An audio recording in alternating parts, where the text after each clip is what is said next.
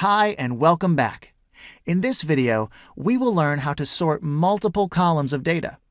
Let's say that we need to organize the table which we have in this sheet according to one criterion. For example, we want to see in the top rows of the table those products which were sold the most.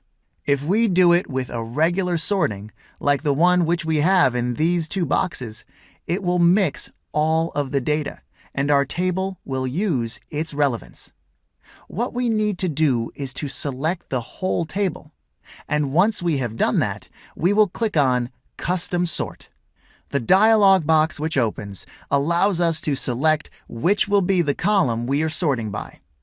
I'll pick Volume. It will sort on values.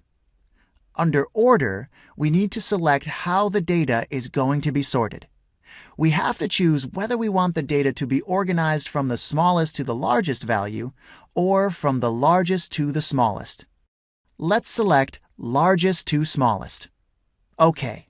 The data in the whole table was sorted according to the volume of sales. This is how we can sort the data in a table based on a custom criterion. Thanks for watching.